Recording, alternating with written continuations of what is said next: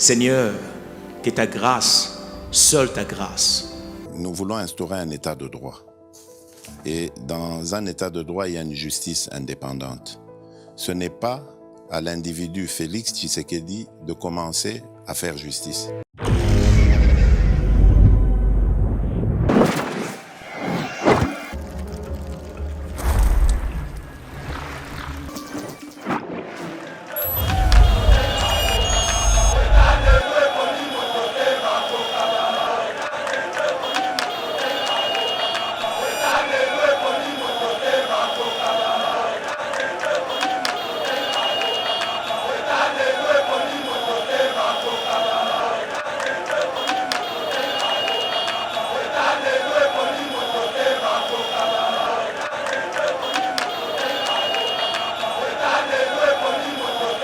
Ingo batezati ya kusani musamo kote. Mokonza mboka sika kotika oyo ya yelekeli ebele kuna paka no sisa makamba kisasa. Ça c'est la compétence de la ville. Ingo batezati na saka na eloko. Etienne Alobi. Alobini. Atumba. Alobini. Etienne Alobi justice abenga pe mama Sifatu na ya botela ba mapasa wapi. Wili bakonga yo azokende sima lobi awa tito koma mokolo mosami sato akei. Akei wapi? Makala te. Oh, Pasteur Gili. Yo le jeu tini makala. Comment le quoi la ministre de Mika yewana zo tatabana. Tata Azonyo kwa ma. Ope mate tata. Kaka yo pe mate outi na chibala. Oya osemi bumi bali. Yo kamata ke eloko bato ya bato mende pa ya kambi bato bana soni te na mboko. Na kisasa bakumo ba bato te. Yo zanga soni lokola Steven Bika yo bite ne babo. Bosiko ya simbi pondu boy. Mobali ya mutu, tata ya bana, bokilo ya batu, beau frère, muninga ya batu. Batu pondu babuka kanzete moko simba. Komoni lupango na yeko cha beto mingi te, lupango foti kaka pe mabele po Londres. Wana merci mama. Merci mama. Merci mama. Mbalo ya kute na bilombe. Oh, de gaillard. Na bisi babiyo okotika na yango te eloko. Oki pacha na yango na kopesa ga etoli. Ngonga yango yo tonge eloko na yeside. Ngonga yango yo. Soko tie likia otie motema te. Okozwala muko ke na ngoma pono na 2023. Okozwa bore zanga kombo. Okozwa bore zanga kombo. Okozwa bore zanga kombo. Seigneur, que ta grâce, seule ta grâce. Nous voulons instaurer un état de droit. Et dans un état de droit, il y a une justice indépendante. Ce n'est pas à l'individu Félix Tshisekedi de commencer à faire justice. Très heureux de vous retrouver, mesdames et messieurs, sur Yeba TV. Merci beaucoup, Bozali et Belé, la République démocratique du Congo, mais aussi à travers le monde. Bozali, Kolanda Bisso, Pasteur Gili, Mitterrand Naya, Steve Kondé, DG Shadrach, des retours à Kinshasa depuis jeudi passé. Et c'est aujourd'hui que de reprendre Moussala. Merci à la communauté congolaise au Afrique du Sud, Boyambaki Bisso, Bozaki Belé. Merci beaucoup à monsieur Didier Bayeye. Merci à donc Eric Nassibou. Merci à Moïse Kabongo, Emmanuel Artos Muzuri Design la classe. Merci à Jean-Luc Archino. Merci à Ricky Micholas. Pourquoi pas na champion Ilunga Junior Makabu. Vraiment on a accueil au beau réservaki pour la équipe Mobimba et à Yeba TV. Mesdames et messieurs, l'actualité oblige. Tozoni Kasimoussala et bandi aujourd'hui. Tokolo Belali Kamouya sortie imminente il y a gouvernement. Mais quel genre d'hommes et de femmes va composer gouvernement quand on sait que le président de la République a le gouvernement et cause à la gouvernement et guerrier Toko ça la analyse sur Yango. Deuxième sujet Likambouya recensement identification à la population élections allées diviser classe politique d'ailleurs évêque va obtenir tête il y a directeur il y a communication président de la République qui va changer déjà Tokobeta Lisolo. Est-ce que le nouveau directeur a réussir corridorer vraiment image il y a Moussala Mokonzambo Kazali Kosala parce que communication est là qui vraiment boité. Nous allons parler aussi de la rencontre il y a chef de l'État pêcheur à lobby que a trouvé clé pour résoudre le problème de l'autosuffisance alimentaire, question et agriculture et élevage où il est censé vous la priorité des priorités mais aussi comme vous allez coller à assemblée provinciale de Kinshasa to que mon PP a union sacrée et côté déjà qu'on a 25 députés provinciaux sur 48 ba signé adhésion na bango na assemblée na union sacrée kasi Gentini Ngobila d'après honorable Mike Mukebai azali ko sala ba manœuvre pour récupérer donc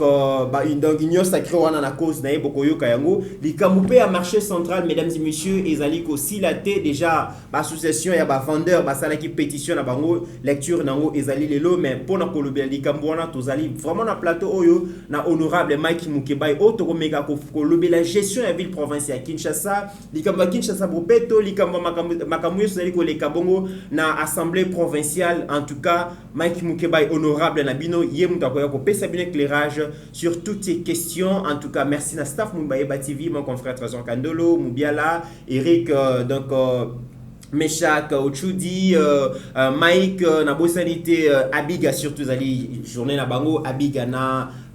Beni Ochudi. Vraiment bonne fête ya ba maman. Pasteur Gili, bonjour, bon retour. Merci beaucoup ndeko Mitterrand ya bonjour na yo, bonjour aussi na bandeko nyonso.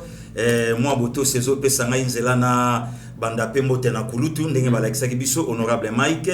o lelo na lobango zangolu ya kufanda na baene boyebosa musala et on sait longtemps que bazo reconnaître quand même génération montante aussi à Mokanabiso, vraiment salut aussi à lui. Et puis lelo eza mokolo mokili zo kanisa pe ba mama tobotami na bango tokoma kape bato na nzela na bango tokoma kape ba papa na nzela na bango yango lelo tozotombela fête là mon première dame mboka na biso mama Denise Nyakero Tshisekedi pe na nzela na ye ba mama nyonso ya molongo mobimba nteke elamu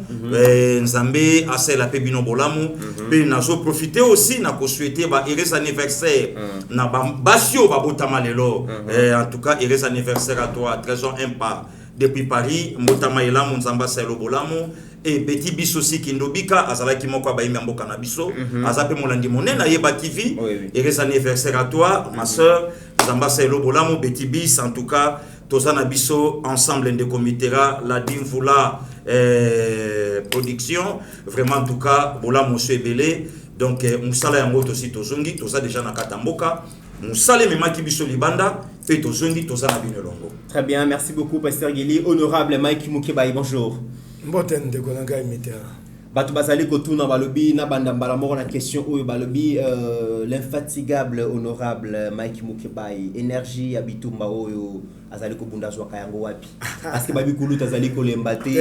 bitumba azali ko bunda azaka na ba énergie oyo ezo mema toujours liboso te nali pe moto na lembaka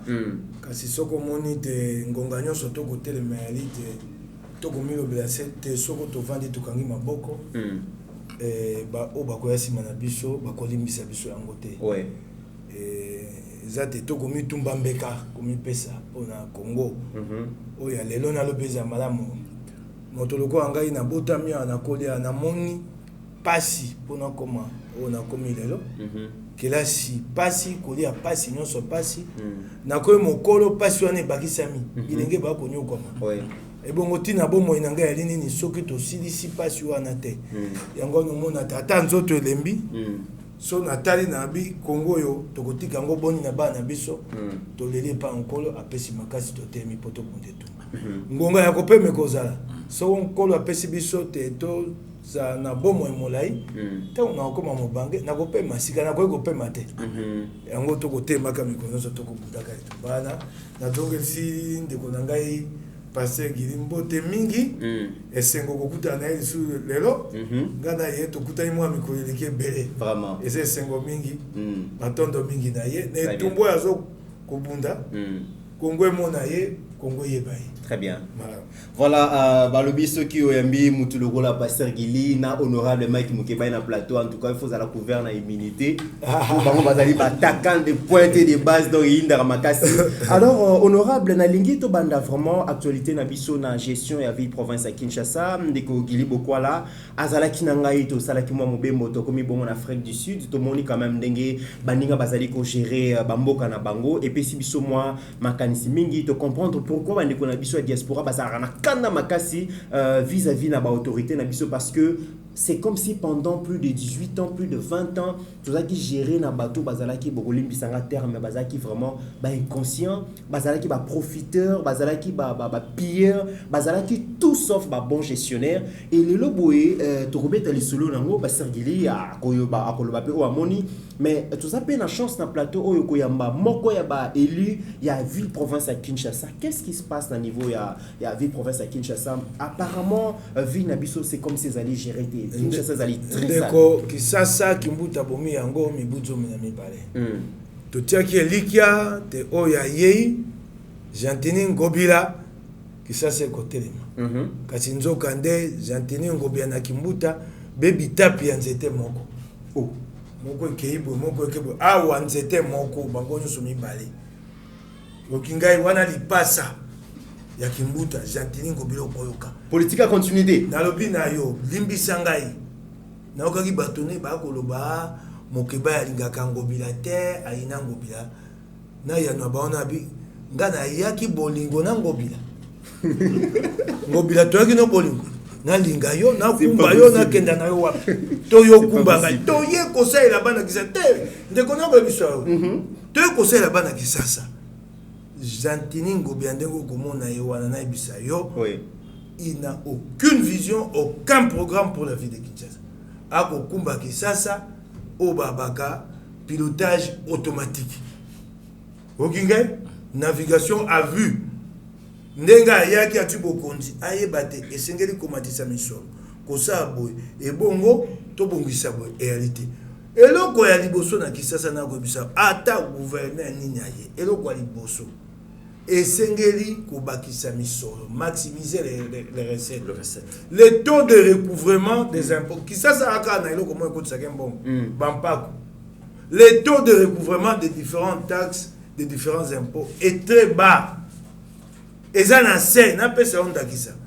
Taux recouvrement vignette.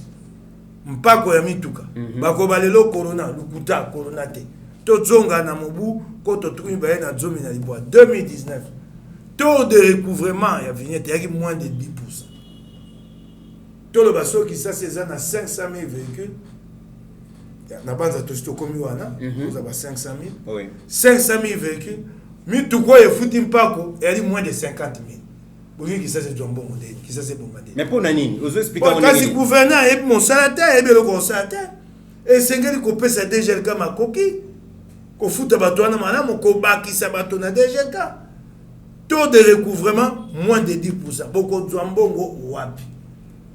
Gouverneur a remonté un bateau à côté de Kisasa. Et un makambo ya ma coquine a pekisa yango. Bateau à côté de commis. Laissez passer présidence. Laissez passer presse. Laissez passer assemblée professionnelle. Donc, aucun débat pour laisser passer. Bateau à naso comme natango ba futa vignette. Soko ya la question ta laisser passer. Pour ce que pekisa biloko wana. Bato wana nyonso senge ba futa mpako Jantini ayebine yango te na kwebisa pasi ya Kisasa ya liboso yango wana taux de recouvrement impôt foncier to na mpako mibale o ya minene ekotsa mbongo na Kisasa impôt foncier impôt sur le revenu locatif mpako ya mabele na mpako ya kofutela ndako 20% tala Kisasa ninga ali monene boy soki mokolo lopango nyonso afuti mpako ndeko sa mbongo boni na suka sanza ekosala mbongo boni ofutaka ndako $1000 20% ya $1000 ali $200 soko ndako nyonso lopango nyonso efuti mpako wana na sanza nyonso po ya sanza na sanza impôt foncier kofuta mbaa moko sikoyo impôt foncier wana bakataka yango baye batali motu ya lopango ndako tongi nde bakati neti na bagombe impôt foncier eza makasi koleka na lingwa beaucoup na bandako ya ta kimbuta tika atia forfait babi boyolo kwa gombe 10 mètres carrés $100 siko bato bana bandako ya talo bateblo bakofuta mbongo malonga te eloko ko Kisasa ya liboso yango wana mais azole la kazali na mbongo ya ko gérer ya ko gérer le yango ville ya Kinshasa te alors ka yebi ko luka mbongo ayebi ko sala mosala wana te ya ko maximiser ba recette ya alina o babenga lokuta ali français lokwa kimbuta culture de la cueillette akuti manga baloni soka manga eteli abuki wana ebiteke mokoko liwa na balona kana pembeni kobota nzete mususu ya ali lokwa mokoko nde alaki matika kobuki manga lingolo okutaki wana tunani ye banda ye amatisi misolo te wapi pasi na biso yango wana okingai kuna ndenge nini parce que bino nde bato bokomise gouverneur bino nde bato toyali tukumi na mwambe et puis bovotaki sur base ya programme alakisaki bino bato baponaki ye bato na FCC bato baponaka ye oyebi yango malamu nga naponaka ete bandeko ya IDPS bayaka na candidat na bango Laurent Batumona bango so job na mibale bavotaka ye okingai bato na ye ya FCC bato baponaka na ye na politiki na bango ya mabe ya koboma Kisasa sika totie makambo ya mbongo pembeni makambo ya kokonza mboka lokola likambo ya bosoto na Kisasa engumba ya Kisasa bali na etuka moko une structure comme nango Raskin Raskin nayebi mosala makasi ya bopeto basali na Kimbuta kasi Kimbuta boma Raskin apesaka bango frais de fonctionnement te mbongo alifuta sanza ya kate bakoma sona ba soko 40 mois ya marere Gentini Ngobiloye Raskin nayebi mosala zwa Raskin pesa mbongo asa mosala te Gentini Ngobiloye akosala eloko na ye Kisasa bopeto Raskin ezali ya nani Ils ont un Kisasa, c'est une régie. Il y avait pour la Makama Bopeto. Régie d'assainissement de la ville de Kinshasa. Té asali elo privé. Ambakisi yo kuti eloko ebi mosala. Eza ko kufa po Kimbuta apesa bango mbongo te. O pesa mbongo basa musa yo bakisi eloko musuku na Kisasa Bopeto. Biso banze Kisasa Bopeto ali programme et un programme te. Kisasa Bopeto ali surtout mobimba sali na coordonnateur. Si vous avez que l'État, tu as dit que tu as balé pour la Moussa Moko, awa Raskin, awa Kisasa Bopeto. Mbongo eko beba. Kisasa Bopeto yango toke yango boete Kisasa Lumbisolo. Yango tokomi nango. Sika Kisasa Lumbisolo batubana Kisasa babeleli babia Kisasa Lumbisolo yoka mayele ya gouverneur. Abengisi ba bourgmestre. Soki ba yoki solo la commune na yo ba yebisinga na longole Moussa. Oh kosi. Baboumé c'était yo moto saki Kinshasa Bopeto lingo kosa olingo luko babenga lokota faisait ba visible est-ce que baboumé c'est bazana ba moyen ya mona moyen bizarre lingo comme ça baboumé c'est ba visible pour son programme Kinshasa Bopeto a échoué et c'est ce que yoko luka bato bako mangambo wane ko baboumé les boumé n'ont pas le moyen pas comme moko atanda mo que pas na bangote ozo ko kangai Yami balé banda pesa bango $10,000 wa betaka tangwa tele lo pesa bango sur le côté Yami sato engumba Kisasa ezali na deux structures pour l'assainissement Raskin et Kinshasa Bopeto yo bituka mi baleza maboko na ya Gentini Ngobila yo siko yo ko tia likambo na moto ba boumese po bato ba Gentini azo sakarate le quoi bosoto ali yo na longa ba boumese okoko sabatote et ali nde na moto na yo na moto na yo Gentini Kisasa elumbi solo po oyebe ko sa Kisasa te na ko suki na bakisolo biloko mi ba misato tala ko kamba engumba Kisasa akangi zango telelo wapi musali bandi telelo musali bandi wapi sanza so mi bale yango akangi zando eloko ko sa mate donc je suis en méthode de ces erreurs ye wana bombi eloko na se ali pekana ye habite aliko tongelo kwa sika kombo nango centre commercial il y a 65 000 places wapi appel d'offre biloko otoboya ki na tango ya Kabila na yoki palo batako memela tata mokonzi eloko tata mokonzi fongola miso na eloko wana Gentini akumba ona eloko wana te tuna yega mutuna moko wapi appel d'offre uko kandenge Gentini akobeta mono wana ya likop ya liboso kope ya mibale obayaki na ngwawa na triomphal bato babelelaki tika eloko wana sika soni esali ye bato bayaki na mosala wana ntango bomoni te banakisa bakozoma bakenda na bango batolo wana omoni etikali ya pamba matite koma kobota na kati eloko eza te awa na lingwala ye kokangelanga matolo awa na comète o balingi batia synthétique ya na monoko na yo Gentini to yali na contrat dans le contrat il y a pas pelou synthétique eloko eza na contrat yali te compagnie wana kombo nango Focus RDC et Sahel et yali ya mwana ya Mbuta Muntu Ndundu Bonenge ye mwana komo na Olivier Bononge Olivier Ndundu ba komi na kati ya contrat compagnie vandi wapi compagnie vandi na balabala ngongolu tete numéro 45 commune ya Gombe pene bone bataya ni bona masafko na keite na kotala wana ngongolu tete numéro 45 ezali ndako ya José Ndundu Bonenge deux entreprises te ezali compagnie te tala biloko jantina kwa na kisasa na ko ba mingi te wana ponga na ali président ya commission wana OK so na bi mingi ba batena ko mo bimisa makambo wana ta pesi biloko ya loko moko l'entreprise o ebangami Focus RDC SRL ya Olivier Ndundu et pas ibatiete et ali ndako ya entreprise et ali ndako ya mbuta muntu José Ndundu Bononge ndako ne yebana kisasa mobimba et pas biso banda to koli avant dakawana tala makambo entreprise dans malette tala makambo jantingo bya kosana kisasa très bien sikoyo na sukisi awa ni bisanga inde kwa twa maloba oui makambo ya Union Sacrée na limbola yango Union Sacrée sa makana ba na gouvernement te Union Sacrée sa makana assemblée c'est l'assemblée ba gouvernement ba mandataire bali émanation ya assemblée ba force en présence so ba na kati assemblée bango bato ba ko sa gouvernement sikoyo monapi Jantinia bengisa bato ba sa Union Sacrée na ba ministre ba mandataire majorité et bon on pas bon à l'Assemblée provinciale c'est à l'Assemblée provinciale qu'on va constater qu'il y a une nouvelle majorité si malango to soko to bongo la gouvernement to bongo so to bongo ba mandataire to bongo biso to si to tie manzaka e koki tukumi ba na mitan na likolo ya bato comme tout moi donc 25 sur 48 oui majorité e koki to na bande kwa IDPS to na bande kwa MNC to na bande kwa ensemble Jantinia lingite ye wana bengisi ba ministre basa linzaka musu ya Union Sacrée et le koni Jantinia zo bomba na sima wana Jantinia akana majorité na FCC bali tumisa to 30 Jantinia sikalingi majorité wana FCC yango nde baluke ko ba Union Sacrée biso to ya kokota na kati pobo konjo ya mabeoyo eko ba ekenda liboso biso bité to kosala majorité ya sika OK comme conséquence Jantinia kokende te wana na ne loba mite sikoyo na sukisi na monsieur lokola ya kotia moto makasi na bato na ye na ebisi bana kisasa boyo na ebisi mokonja mboka boyo ko banda le 30 mars kisasa kolumba solo e kolumba solo na ba fulu ya Jantini ngobila te e kumba solo ne tumba mibali na assemblée provinciale ya kisasa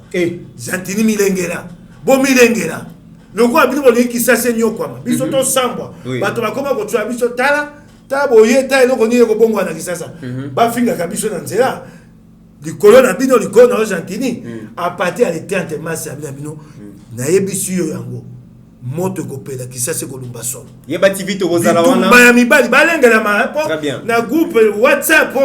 ya assemblée pour ça exemple ba so koma ba ko koma e ko yetumba na tando ke na balabala to kotala boya koloba ko komo bo koma na groupe WhatsApp bo na mo bo ko sakana bato bo li biso to sambwa ikolo ya bozoba na bino FCC ko le kate voilà wana honorable élu ya Lingwala zali ko défendre Banakin a lobby vraiment que le 30 mars to zo rendez-vous yeba TV to la dossier wana tina suka pasteur Gili to zali ko lobela likambu ya bopeto ya ville province à Kinshasa je rappelle quand même que zali capitale ya mboka na biso yo uti ko futa nyongo ya misu quand même en Afrique du Sud tango zongia wa pasteur Gili okoki ko lobani na makambo ezali ko leka na ville province à Kinshasa ndeko miterana ya matondo na yo matondo pe na honorable Mike Mukeba Nkoso mutu moko te akoki kuboya to ko alia maloba na likambo yo ya Kinshasa ndeko mitera bato babandi ko pumbuka na mboko banda mwakala nazo banza na 2010 ba yi politique mboka nanga bakendaka makambo moko na Addis Abeba ba yi politique tozana bangwawa aéroport ya Pamba tango bakomaki bango bazokamwa bango bazana banda kuna ba campagne bazana bimtuka bongo biso parce tango biso toki tomoni pe bingumba ya baninga toye komona yete ba yi politique mboka na biso bazo sakana na biso mingi est-ce que pona ko bongisa kisasa il faut qu'on lance malobaki mbopeto pona ko bongisa kisasa il faut na ko bwa kambela ba discours ebele soki papa abimi na ndaku il faut ebisa bana le lobo kolia non c'est son droit c'est son devoir o ndenge nzamba pesinga bana il faut na luka il faut na tangisa mutoki po balia ndeko mitera na zolo bana yo eloko moko te ebongwani eloko te yango moni politique FCC lelo il faut to tia mokonzi mboka maboko même ata bandeko nyonso FCC baza na Union Sacrée toyebi bango malamu union sacrée et ça blanchisserie que mutapoti mbango union sacrée dieu na koti en tout cas moi itikali libanda te to bosa ni passé to kolanda soki l'état sengi tolanda enguma na biso ko misolo ndeko na ya tu peux t'imaginer to tamboli na yo bandeko bamoni bilili to tikali komona poubelle na Johannesburg na Afrique du Sud atteindre esika mon côté poubelle matito ba boire na nzela zate oyebite soki ekendaka wapi ndeko mitterrand tu peux t'imaginer tozo tambola na nzela mutuka ezo baluka te na kata nzela fois kende na rond point esika basala place ya ko baluka kwa baluka nyonso na mentalité mais otikali komona panneau moko te ya gouverneur otikali komona panneau moko te boy oyo x oyo pakala eloko ezo boma bisolo na mboka ba diplôme eleki expérience ezate tandis que na mboka baninga expérience ezo compté diplôme na se mais pas na biso diplôme likolo pe diplôme ango ezo sala eloko te voilà ndeko na ya donc yango monisco to komi na moment biso sko ba imboka to telema to bimisambo mamiso to bongisambo kana biso. Très bien pasteur Gili, en tout cas likambo ya gestion à ville province à Kinshasa ça quand même miroir ya mboka et tozana deux gouvernements gouvernement provincial na gouvernement central. Kinshasa sengela ke zala ndenge ezali boite on dirait ville ezali gérer te gentini ngobila na éviter na bureau na ye asala kanini parce que ti lelo boye likambo entretien ya ville na biso en tout cas ezali moi pasi ba malade ebele ba malare ko sila te parce que ba mai bosoto eza tellement que na éviter ceux qui te kosuka wapi mais na éviter que ça la responsabilité ba députés provinciaux parce que bango ne bango ba koki ko koisa gouvernement provincial pour na kopona mususu tout dépend na bango na éviter ba commune à niveau nini to ko évoluer na émission na biso honorable Mike Mukeba ilelo likambu ya gouvernement sengele bima mokonzi mboka lobi et sengele gouvernement ko bimeza gouvernement ba guerrier mais c'est comme si premier ministre de la République démocratique du Congo azana main libre taza caisse de résonance ba parti politique ba routine de l'ébatu est-ce que ba routine de des hommes et des femmes au ba ko travailler pour résoudre le problème à Congo na ngaka ko bakisa mo likambo moko pona kisasa tango na ko longwa soto sisi na ko kenda ko tia linzaka na pétition ya mana ba tata ya Zando et pona ba kokisa 100,000 signatures pona ko kwesa Argentine na ko benga bana kisasa ba kongomani banso baya kotia linzaka wana yali kaka likambo ya Zando te etali pe bosoto kisasa ne kisasa ekokufa na maboko ya Argentine. Très bien. Te ministre ya Mboyali ndenge lobi wana la caisse de résonance ba parti politique te ndenge mboka na biso ekotambola na maboko likunzi atamba moko te moto moko akokoka ye moko azwa bo continuer so akokisa yango ezali mo pasi okokisa 251 siège na Assemblée nationale elingo batembala nyonso ekosenga te bato basangana soko bato basangani elingo lo batete ba ekosela makanisio ya mangomba na bango bakosela makanisio na lokasa o tata mokonzi apesi bango basai programme ya gouvernement oya kolanda nzela wana te abimi libanda et moto ali mokonzi ya gouvernement et ali premier ministre iye moto akataka nzela ndenge akotambwisa mboka ndenge akosala mpona boyenge bene ya misolo ya bulamatali koloba tete alokwa moto bakangi maboko te ye nde ali mokonzi likolo na ye tata mokonzi moto akotalisa ye tala nga na ye tomemani kongo awa tomemani awa ye nde sikoyo akoya kosala yango matérialisation asali programme mpona kokokisa makanisi ya tata mokonzi ya mboka soki otuni bato ya ndenge lolenge nini esengeli bazala kuna ya liboso ndeko bato oyo bilongi ebeba oyo bato bazokisa bato bapota ya ndeko basala bamabe bachola bato esengeli bilongi bango emonana te omoi lokwa namoni Steve Mbika ye wana azotatabana tata opema te tata kaka yo opema te outi na chibala oya osala mibu mibale yo okamataki eloko ya bato ya bato omende pa ya kambi bato bana soni te na mboko na kisasa bakumo ba bato te yo zanga soni lokola Steve Mbika yoki te nde bakolo nde bakasute soko tuni eloko ni esila te babiso église ya Soni Kafuta esila rate boye bakango te babongo na kisasa bande banoto esila rate banda kotonga ko esila kate boye bakango te na bina Steve Mbika ondoki moto wana sonité ozwa ke loko bato baati okenda yango epa kabila yo na nene nkulu koke koteka yango kuna lobaka tete na moto parti travail sobaka AFDC ya biso siko ozongi ako ba nga deuxième force parti travail ba kotia yo te bati kotia kombo na yete est-ce que ça règlement des quantités règlement des comptes ngana ndimi yango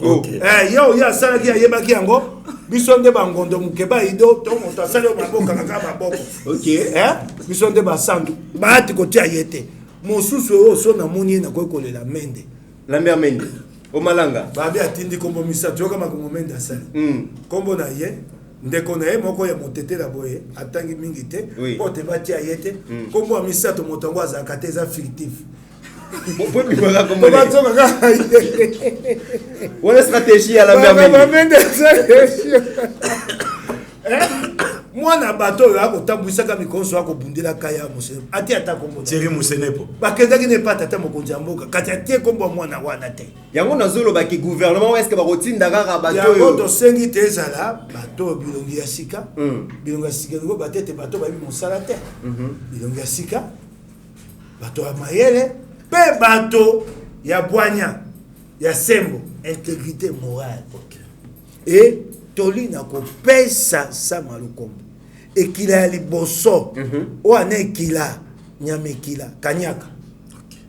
soka bokimi kanyaka mosala esami eloko ekoboma kongo yali kanyaka mposo bato basu bakoti na kanyaka ngonga ya kokanisa pasi ya bakongomani eyali te yo komona ntoma ministre akoti na biro banda ntongo oyo bandi ya kosala mosala mpo na bakongomani nzeka bakoyekola nde nini bakobimisa mbongo bakolekisa poso mobimba boye basaka bamontage na kanyaka na sepele kwa mokonzi mboka abi oya kosaka na gouvernement oyo liboso bazuzi très bien yango wana très bien pasteur Gili oyoki honorable Mike Mukeba ya lobi mais yo pe dossier o lobela kayango mingi c'est pour la première fois na République démocratique du Congo on a mona quand même que pour la poste ministérielle bat ba komi ko sala ba affiche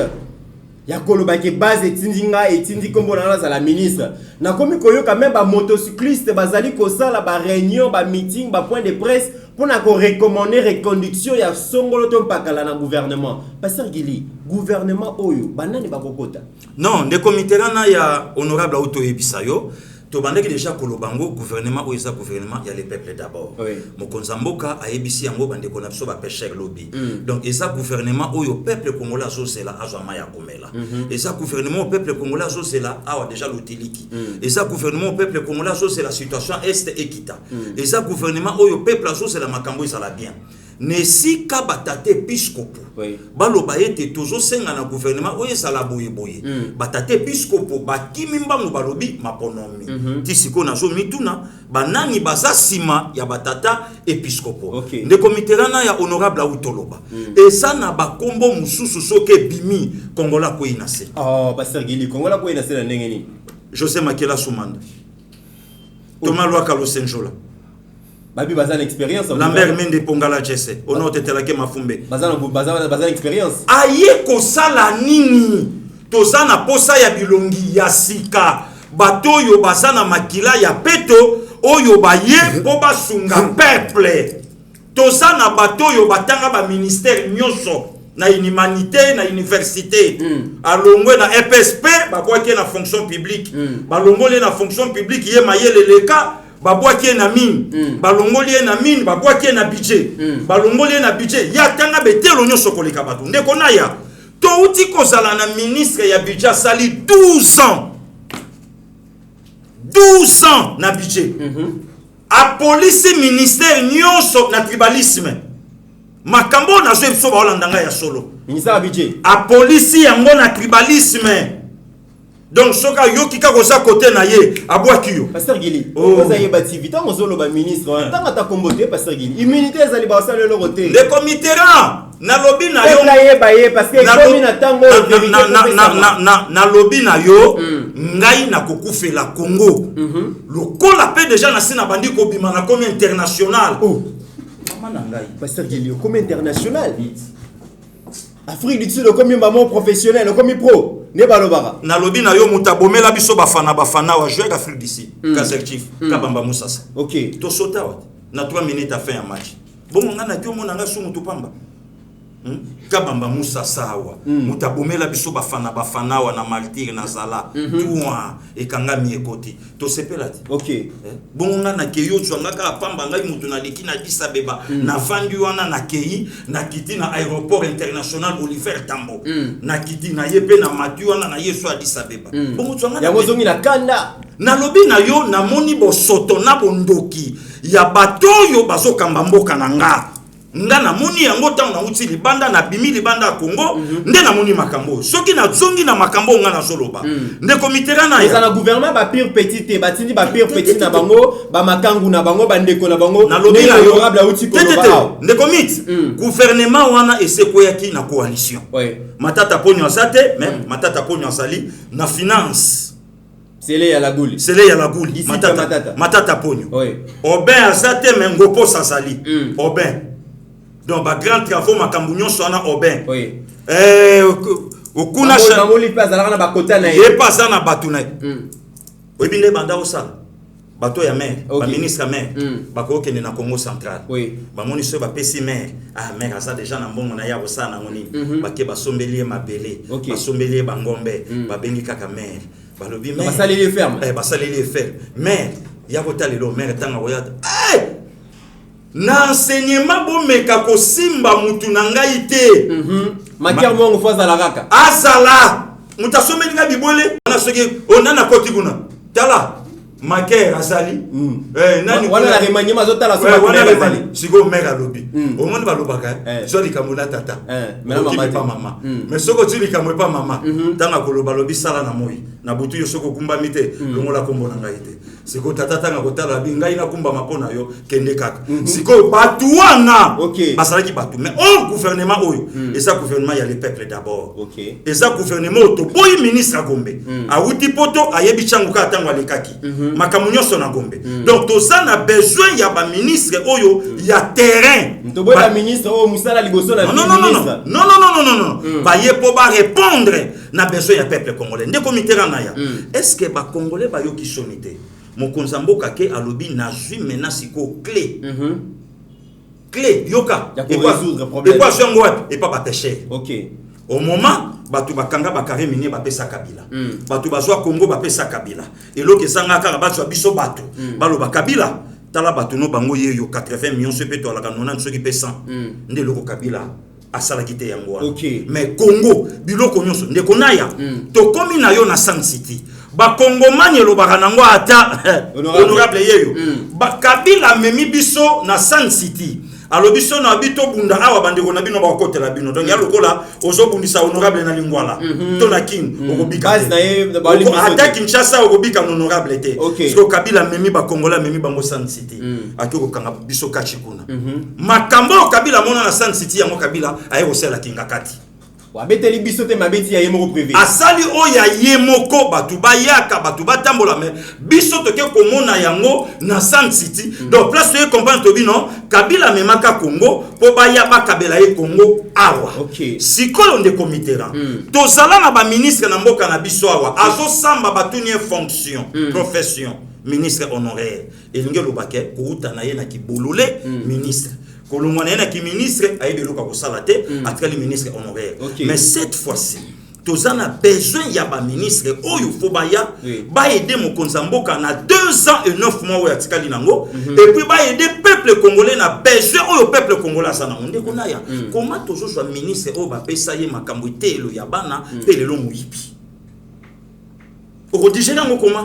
comment les autres soit directeur à cabinet azo si c'était le na Grèce le lo bakanga na makambo ya moyibi pe le lo bato bazo tambola balobi le dossier est vide et puis libérer l'innocent mais bazo ko ka ko libérer nevete neve nde coupable Selemba ou na Selemba ou toza ba neve belé na alongwa Gombe na Gomba koma Selemba ou na Selemba ou nani wana neve nani wana ba neve bazé belé mutu atelemisi mwana pache briki ya mbongo na za na neve na ye kandola za na neve na ye neve mutu azokabela mutu lupangu bazotune lupangu ya nani atangi adi apesi tala mutu nani pasteur Gili bongo yebi Masaro yebi ete neve le plus riche ye coupable mais oncle innocent neve coupable mais oncle innocent et puis siko bazui batekeli yango bandeko nanga bapanzisango na longola ta honorable po en tout cas na tosaka musana bango 4e pouvoir batekeli bandeko nanga ba journaliste libérer l'innocent le dossier est vide libérer l'innocent mais neve bazo kokoloba na yete toujours oncle oncle a commis bien mais be mission to sala wa ya 15 millions et belé ne comiterana ya basala ki règle ba penga visa dans le passeport et c'est Dieu loco n'est na commis bo ambassadeur interplanétaire pasteur Gili ambassadeur interplanétaire ce qui li kambo sali ngai na pumuki na kei ce qui li kambo sali ngai na kei na lobi apparemment ba pays musu ba pe so visa te na kozwa na moko mbangeleki neki siko na eko yebisa honorable Mukeba ina ba kongomani bazolanda il faut ba longola ambassadeur Afrique du Sud ambassade d'Afrique du Sud Congo afutaka mbongo na ambassade d'Afrique du Sud nzoka lopango ya ambassade eza lopango ambassadeur banda muzeti lelo expérience ya na lobi ye classe atanga ya ki ambassadeur siko ngai na keiti na tomba Jésus na kei ko découvrir makambo wana kuna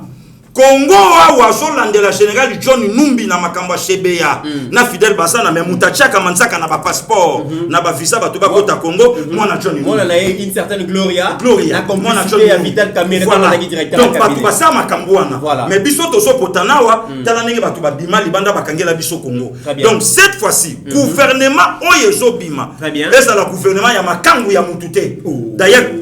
miti kanga ina loba ba to na lobi ba to ba komaka ba déjà société qui makango fulani oui pasteur Gili compétence te pour ça makango compétence te pour ça qui makango ya mutu ndo yoki déjà zolo babi ngai na kolomba te bolo baso mutu ana fanda na makolo na ngai te pasteur Gili pe malon pour la moni au matima kasi na zongela honorable Mike Mukeba pour la moni tension matima kasi honorable Mike Mukeba parmi ba problème auto ça on a Congo ezali pe likambo ya autosuffisance alimentaire mon konzambo ka kenda ki lobby a soluna ba pêcheur mais après avoir ko solona bango a lobby que ba découvrir dans likambo spoliation ya port ezaki réservé na ba pêcheur professionnel et a mi balé mon konzambo ka bina découvrir clé ko permettre na résoudre problème ya autosuffisance alimentaire agriculture ko permettre biso na lingaki nanu ko bakisa mo likambo moko na makambo etali gouvernement pour na ko senga na mai na miso pour na ndeko nanga Eliezer Tambwe abundi mingi akota na gouvernement batia ye na gouvernement biso bato oyo etumba to na posa to mona elembo te ba babunda bayali elenge wana bundi mingi est-ce que na parlement obunda malamu te na parlement obunda malamu te foka gouvernement yango na lobi na yo to ali na ndako nzambe te to kusa politique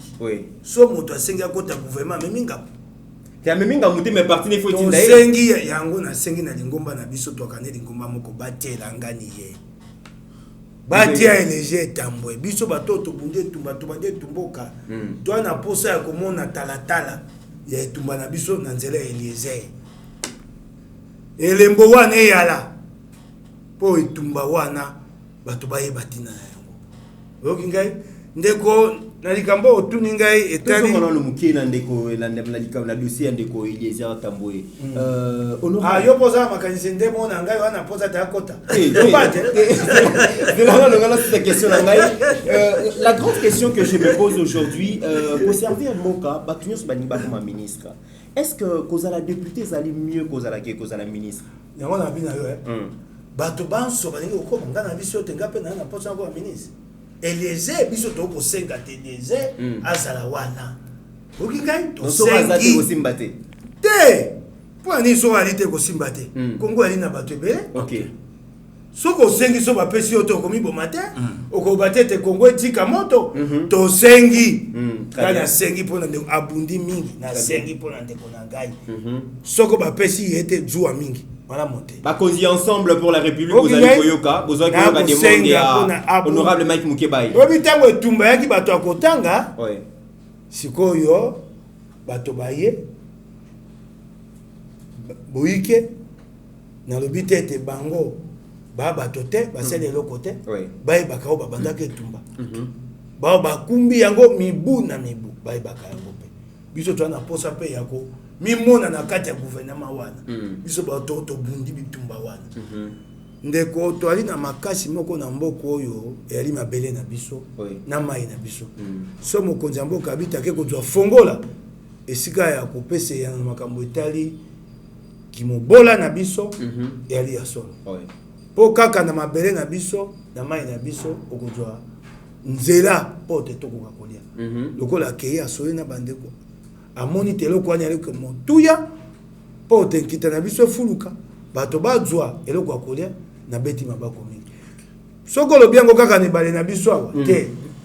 toali na lac Tanganyika babakani c'est le plus poissonneux Oui, le plus poissonneux d'Afrique. okoyoka engo bate soko ozwi mbongo tie osomi masuwa oyo ya minene po kuna eza laki yali monene yali loko ebale na biso awa te engo bate moko nyonso ya mbisi ekotonda awa ekokita na Tanganyika kuna mpe bopanzi yango na Kongo mobimba yango wana mpe yali malamu nakobeta maboko na likambo mokonzi ya mboka abi te esengeli azongisa nzela ya rai engunduka mpo eloko ya monene mpo mboka ekenda liboso yali rai mpo rai yali malamu nini ememaka bato ebele ememaka biloko ebele na talo moke mpe na mbango motuka mbongo mingi masuwa esika moso okoma ekoleka te yali malamu lokola bakobanda yango na Katanga bakoya yango na Kisasa kasi libaku mabe moko nani Jean-Denis Ngobila isu ye wana azongi susu esika bokosala te mokonzi ya mboka batia rai Jean-Denis Ngobila kotia bawenzi un gouverneur sans vision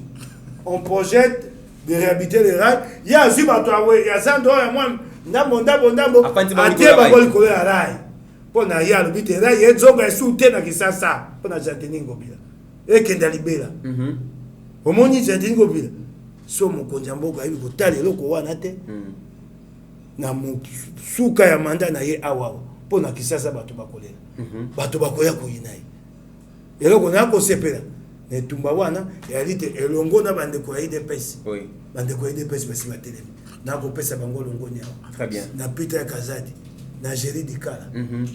na Gary Mbo na mama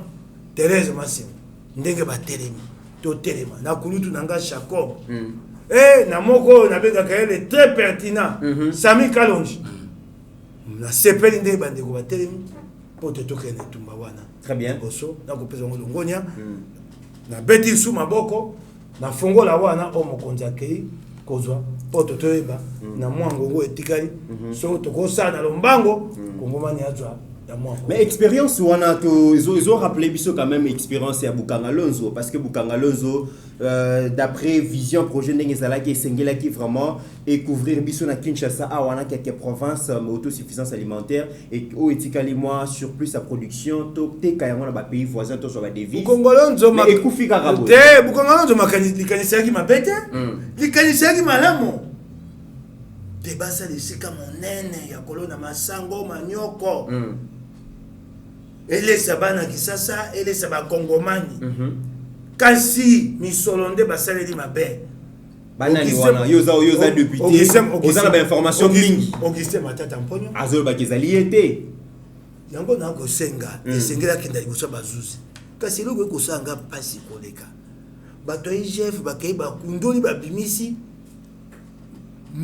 mabewe sami ndenge Augustin Matata saleli mbongo mabe plus de 280 millions de dollars. Et là quoi liboso pas Matata ko kosa te yanga été là quoi liboso ya aki mokonja gouvernement mbongo wana ba pesa yango compagnie moko ya Sud-Africaine ya Afrique du Sud sans appel d'offre. Comment est-ce qu'un marché de plus de 200 millions de dollars au kopesa mo moto boyo kani ba appel d'offre réalité moyibi ya liboso yango na ko kosa siko lo ko pesinga pasi koleka IGF bakei ba kundoli likambwana ebimi to sepeli poto lingite mboko oyo ekumbama na pole kanyaka esila bapanzisa ngo batandani molongo na immeuble moko ali na ville o batongi ya sika babenga ngo kombo nini oyo etalani na poste oyo immeuble molai ya sika na yebi kombo na ngo te oyo etali na poste immeuble ya sika Matata yeni babilo na ye kuna moto mbongo tala bilo minene bapanzisa ngo ata soni te bakolanda na molongo bakokota wana so bake bazwi mbongo baye kofinga $10,000 pour $1,000 to $500 yo na pesa ya 10,000 oh to yoka 10,000 bango de bakendaka ekwaka malamu so bakei mpo batiaka bango molongo lokwa ya somo aloba ata te na ya kozwa na molili bato bamonanga te baye molongo ya somo so bazwi oyoka mosu abimi abi ya kotia monoko tozalaki ne kuna lobi pe bapesi na moto ya bazwaki bazwaki $1000 pour ça l'enquête sur wana Oh, pour blanchir ma tête okoyoka ngai biso bakongomani nabi bakongomani basote basusu bali ndeni mboka na mbongo ebungi ebele yo kaka mpe $1000 ata bakopesa yo na makambo to akalango lelo pasi mbongo mona te sanza misato tango $1000 ekokuta na makambo ya sanza motoba otongo kaka na tongo apoko isili ekoko mata poko te yo bandi okotela moto wana wa pomoli misolo ya mboka pour $1000 tu les défends bo bandi ko finga IGF eloko ande sakinga pasi ya kosakana te très bien bato wana bango baza mabe koleka ta bao bayibi mbo po yo po na $1000 engo bate yo soko otu po na koyiba okobikisa te po yo okoya kobundela moyibi po na $1000 to $500 yango nazongeli kobateli kanisi ya bukanga lonzo yaki malamu kosalela nde basaleli mabe ok oki ngai lokola lelo mokonzi ya mboka asala pindaya tekanyaka awa ekozonga nsima soko tobandi eloko ya motuya ya monene bongo ekokenda te de suka bakongomani bakozwa très bien esika ya kolia très bien honorable pasteur Gili tokota na likambo ya bapêcheur wana mokonzi ya mboka tanga lobi a trouvé clé pour ko résoudre les problèmes il y a donc insuffisance alimentaire dans la mboka na biso toyebi que presque ba statistiques ezali koloba que par an to déboursaka plus de $3 milliards pour na ko importer ba surgelé alors que ba mbisi ezali ko kufa na vieillesse. Pasteur Gili pour na nini acteur politique na biso ba jaraki biso lobi bazalaki na souci ya kokomisa agriculture priorité des priorités. Ndeko Mitterrand matondo na motuna na yo najwa ki moi frein na likambo bapanzi sango ozoyi mo frein najwa ki moi frein kulutu mupanzi mais lokola ye moko sa kindi ilonga lokola lobi parce qu'il leka kota na autoroute malamo leka na lobi na yo Ndeko Mitterrand lelo bandeko na biso ba journaliste ba komusa na biso soni na passe batu nyonso bayebi que ceux qui mopanzi sango ya lobi eloko oyo c'est que loko boya la ki na sima ba pesi eloko boya lelo quel est ce congolais akoko leka na média afinga l'inspecteur général à finance Gilles Alingeti na musala oyo ngai na botami na Congo mbala liboso na mona ministre en fonction azo samba mbala liboso na mona directeur à cabinet oyo biso nyonso to banda ikoloba misolo bakanga ye lelo ba journaliste babandi koleka na lobaki yango awa libérer l'innocent alors innocent zo libérer mbongo te tandis que banda peso tonga yango moninga ipele lo passé kili nazo senga mbula matari batu basi ba mesengi na boloko ndenga ke yuana azo melama ya libanda azo lia semul azo lia misuni makamyo so libanda chambre ba désinfecté kuna vungule za late bango balia ka vungule te ngai siko nazo senga na leta balanda banda ko nyonso basomba batunga bakanga yango Wesa misolo na biso.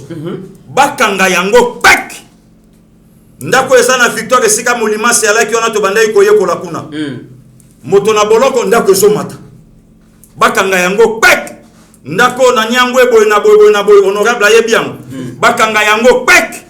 Eloko boy place boy bakanga yango pek. Okomona mutu na boloko vrai maladie ekomona na siko pasteur Gili wana nyonso maladie ya lukuta vrai maladie emona vrai maladie siko ya solo tanga okanisa na kangami eloko pe na oyo esalaki na kangama bakangi yango lisu na mbula matari seke ngai liwana ngai monani siko mabeni nekomi bato na bango bazali banda pasteur Gili boleka boso ngai babengaka ngai te wana soki baleki bojumu eloko okomona muningo yo bosalaki na ye makambo ngo avant abaluki abandi kofinga abandi kotake mokonza mboka mais bino bolobaki état de droit ngo banda bakanga mais muto yo bakangi bino nanu bozo ndima yete mupe alongwa wakei kotala directeur ya cabinet ya kala mupe olobi nini ote tosana no siri te tokotala non makambo ndenge ezoke observer wili bakonga yo azokende sima lobia watito koma mokolo mosa misato akei wapi makala te pasteur Gili yo le joti ne makala ndenge makambo ezokendele ne mambo yake ndenge zomonela mupe chole loba chole silence radio oyo bango bakimi maponomi na 2023 bombo soki kolo mokili azongi lobi na tongo po mokili eza ya biso te bayembaka na banzembo soki kolo mokili atsongi lobi na tongo tosuki abi na makonomi na 2023 donc eloko oyo biso tolingi te moto ya tie maboko na ye na misolo ya mboka mpe azwi bapanzi sango moto aloba oyoki journaliste azofinga artiste comédien mboka nanga mpe kulutu na ye azofinga ye zoba azofinga ye moto ya théâtre mais moto ya théâtre c'est la culture de mon pays lelo nana koyi koboya mutu ya Faustin Choukar Elombe moto ya théâtre lelo nana koyi boya mutu ya rock bodo ba vie masumu oui ba papa masumu mutu ba vie kwedi pona nini mutu moko quelque part asaju mo eloko ba biso yokutu ba parlementaire debout nde ba zoba ya république kolobate donc na solo bao omoni muta salaire bi wana masuka na bololé zoba ba biso ba parlementaire debout donc ba nyonso na Congo ba l'équipe biso mais eloko yo kaka biso to l'équipe biso lingi na kolinga Congo soki na zoni na motu na mokonza mboka nde komitera na yo tozana mabele kitoko tozana ebale etonda mbisi ngana sa Équateur nyama mususu eza na Équateur Kongoma na lia yango te utembandaka tutaki na yo oyoki honorable autolo basombo tomoni yango na Afrique du Sud sombo parce que yo tuna congolais osolia sombo ayebi yango te Thompson mais saliao et puis Thompson na quiz na mupanzi batu ba pesa yango mama Olive yemu tezana monopole nango nyonso ya ye badokolo ba commerçant bakufa ba vie lusaki vana bakufa ba politicien Congo ba koma ba commerçant ndo moni Shadari mbongo maponomi ba pesa ya kabola koma mukonza mboka ake ko sala hotel ayebi ke moyen ke lotika mbongo na poto ezate po ya okendete asa hotel ata bato bakokota te mais ata mutu moko mi balemi satu ba na ngai bali ya pondu voilà nde yango lelo moni journaliste 4e pouvoir musala ba pesho ya ko expliquer biso makambo to yebite journaliste atelemi basimbise mo pekwa pondu na mamoli bazobuka bazopiaka ye pa chebo ni chassete pasteur Gili nani wana journaliste zo sambusena media boy bongo yamba ye na plateau ata bobotolie maloba honorable Mukeba ya yebi ya tikaka te wana kutaliaka pondu te bo siko ya simbi pondu boy mobali ya mutu tata ya bana bokilo ya batu bo frère muninga ya batu pondu babuka kanzete moko simba omoni lupango na ye kocha beton mingi te lupango foti kaka pe mabele po londres wana merci mama merci mama merci mama merci mama Molisho Molisho ata chassé à vivre te ba pesa ye pona respect ya mutu mais pona nini te bo salaka pondu wana journaliste ça na makoki ya kosombango ali yango malamu politique ya kabela ngai nde loko biso to boyi nde komitera tant mokonza mboka kiti atali obosani likambu ya port ayebisi bourgmestre abizongisela bango ba port bato kabila bakanga ya bango kope salamaka entre bango zongisa mbisi ya nyama ya bisoto ya babiloko wana yango mtetombola kamboka mais tangu bato bakambaki biso pendant 18 ans baye balingi makambo wana te bango balingi or bango balingi diamant bango balingi nyonso bango yango moninga nazo senga justice ya mboka nanga elamuka makambo yo ndeko Etienne Kabila alobi na plateau soki Mukeba ya lobaki yango acharnement baluka tsonga sumakala Etienne alobi alobini atumba alobini Etienne alobi justice abenga pe mama Sifatu na ya botela ba mapasa wapi ba mapasa abote ba mapasa mama Sifa mutaloba ngai tende kona tengana tuninga abote ba mapasa parce Etienne mutaloba ya bitata na ya bota na ya mapasa te siko ba mapasa zo bana banani wana tango zo ba mapasa banani wana nalobi bikamu salama na Congo bikasa moka botami na ewa boga moko na Kalemi na mboka oyo mwana moko na Kalemi musuna ewa bora mama bimisi moko kanisi suki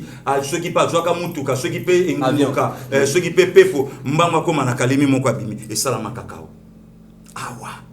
donc yango moni ndeko naya to koma na niveau biso ba kongomani to sangana to bimisa mboka na biso na libulu tala bato mayele na mboka oyo ndeko mitera na zebisa ba congolais ba Hollande biso na monde honorable afandi pembe na ngai to komi na Afrique du Sud to kekuta un congolais a créé machine ya ko réanimer cœur ba sud africain ba surtout ki ba lobby tokoki kopesa eloko to somba mote po mupaya ko twambongo voilà le vieux Kabe ya professeur alandi biso kuna na Pretoria na lagine na salle congolais a créé machine ya ko réanimer cœur un Congolais. Moyen ba pesa moyen commercial. Moyen ba pesa ye moyen a commercialiser ngo ezate. Azo yo kanenge bazo tonga ye. Balobi mupaya wana biso to pesa ye mbongo pa ke novembre samboka na ye Sud Africa zo tonga. Mais mutu wana lelo to koko benga ye awa. Aye. Asali misala na awa tuna bopito na biso pe mboke tombami. Tozana expert na tourisme Didier Baye Yembombo. Mais bazui tourisme ba pesa pas un médecin. Oh s'embrouiller la ministère. Tant musali si la zone le musane ya munganga.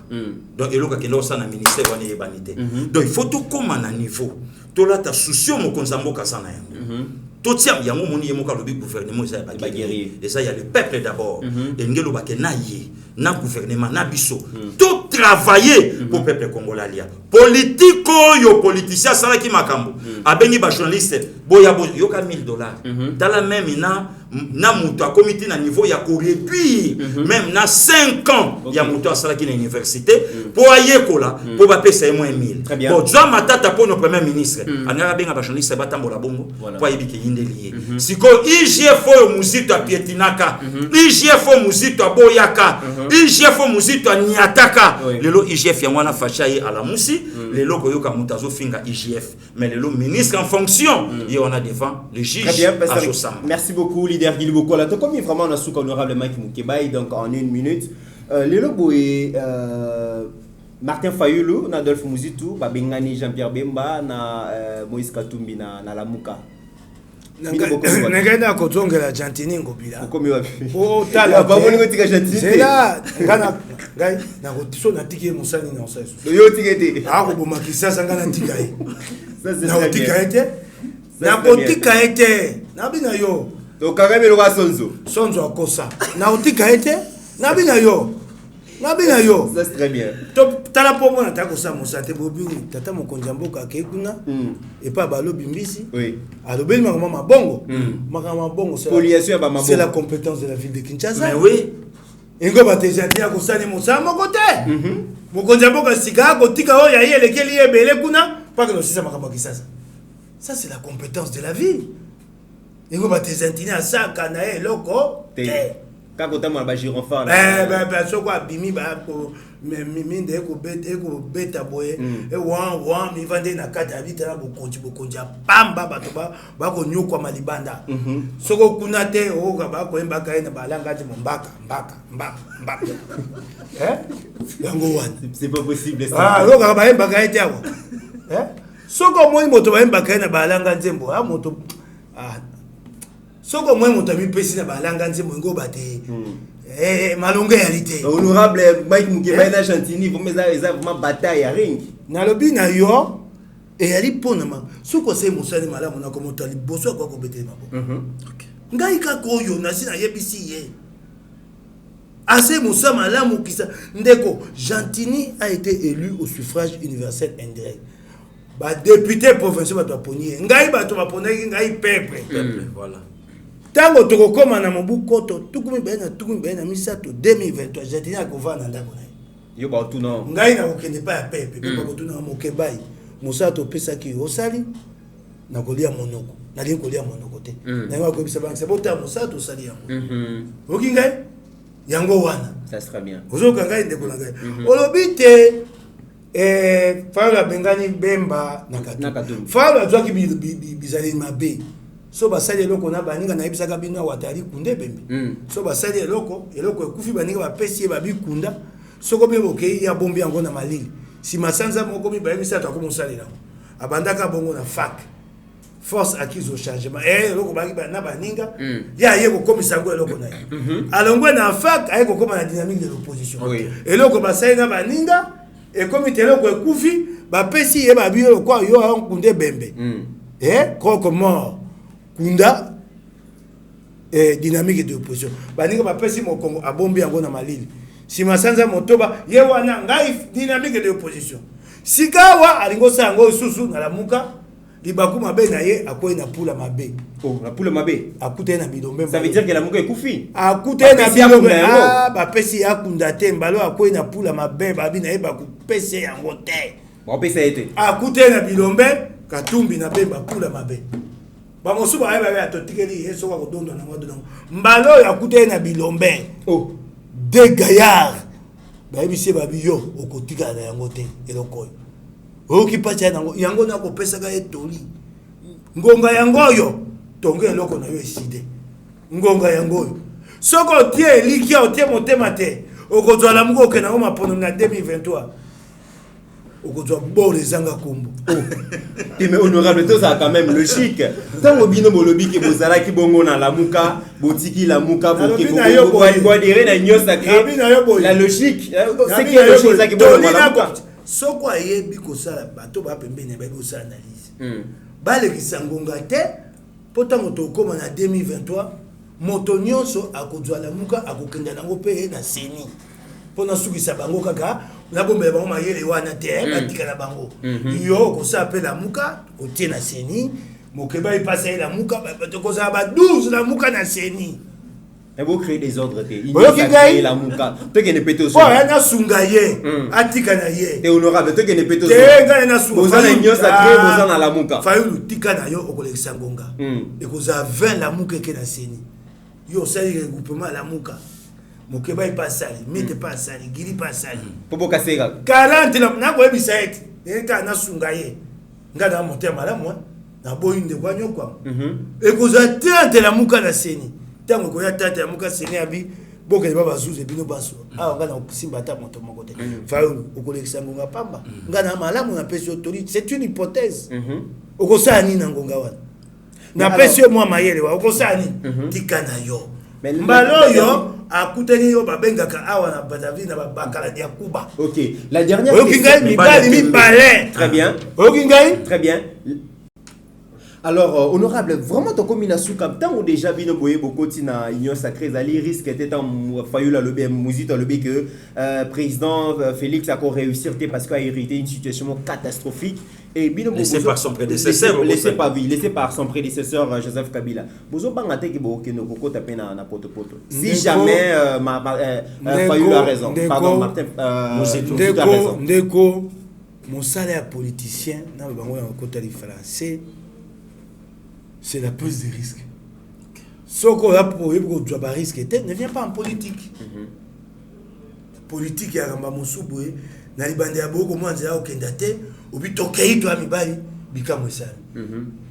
Tango to bandaki tumbana Kabila. Tango to obite Kabila kokenda. Bato babaki ndoto baba. Okingai to ali mibali. To yebite Kabila tike biso libulu monene. Yaka mibumi bale. Na mwa basanzo etikali eri pasi bato ya mayele bato ya msolo balakisaka makasi na bango tango likambo ya pasi. Quand c'est facile tout le monde vient. C'est maintenant là que nous allons montrer que nous sommes capables. Sika wande okingai de Congo ngali mingite kasi na yebisi yo sokoto tiebo pikiliki na mibumi balo na ndambo okomona te Kongomani tokobongo ya Kongo na mibumi balete. Kasi Kongomani ya komona te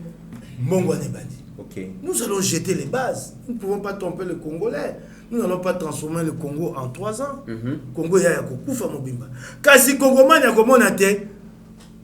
base etwami to bandi otombwa to bandi okenda. Soko yoki na ngambo kuna bakolo bakolanda te. Kuna na ngambo kuna licholi. Kuna na ngambo kuna mafinga. Bisa sikawa ngoge komi ya mosala. OK. Koyoka moke. Soko faula lobi boyoki po ali pe Kongomani ana bato na simana eto yoki. Kasi koti aye mato mingi te. To ala na mosala bolamuki na tongo mosala. Ekosi sa faulu monoko. Makaba Kabila yango atiki yango tako bimisa komba moto mosusu Kagame. Kabila ye moko monite Kabila koti pepo akei abia soko na ndimite Kabila kei ba koseka ngai naloba te komi Kagame. Tango abite komi Kagame ngo bate andimite Kabila kei sikaluki moto mosusu po lo kwa ya ali opposant akondima malamu na biso ata moke te botikani ye. Très bien. Tango tokosa mosala tango tokosa bambongwana tokomelango ba Kongomani. Très bien, le mot de la fin, honorable Mike Mukeba, il faut clôturer émission lelo. Kaka kobenga bana kisasa ba telema bango banso baya kotia linzaka na pétition oyo baninga ya zando basali po bokonzi oyo mabe ya Gentile Ngobila ekenda pembe. Merci honorable Mike Mukebai. Pasteur Gili, to zongi pepa na yo, to pesio malwa pour clôturer émission lelo. Merci beaucoup Ndekomit, en tout cas Mosala Kitoko na ebike bandeko nyonso batala ki biso libanda bandi misamaete to sitozongi na mboka. Bon retour aussi au pays Baby Black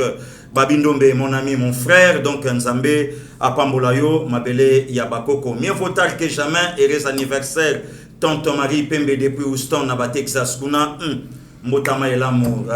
Tante Marie Zamba Batelayo MC Marie Cécile Okito, toujours ensemble donc Tosana Biso, donc la Dimvola production. Vous continuez toujours pour soutenir Yeba TV. Erezaniv, moi si Trésor Impa, Petit Biskindobika, Nzamba Pambolabino, Mokolo Kitoko, Moussalamola, Fetipe Lamu, tout ça toujours ensemble. Ndekonaya, merci beaucoup. Tokutanya à la prochaine. Voilà. Merci beaucoup, leader Gili Bokola. Je rappelle quand même, Bomoni, Sori Bomoni Lelo, Pasteur Gili, Alatiboé, Mitterrand, Tolatiboé. Et les stylistes congolais, vraiment, ils ont la fierté en cannabis en Afrique du Sud, ils ont Kotonga, ba pièce Oyo, ceux qui vraiment vous CP, ont besoin de contacter Bisso. Et merci, il s'appelle Emmanuel Artos Muzuri Design la classe. En tout cas, Azali Kosala vraiment